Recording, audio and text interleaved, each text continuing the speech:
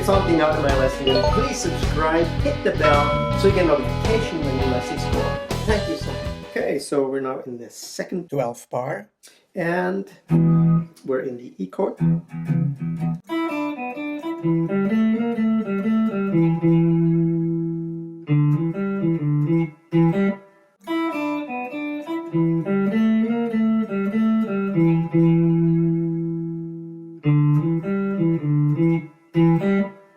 Okay, and this is all over the E chord. If you enjoyed the lesson, thanks for watching, and until next time, I will see you soon.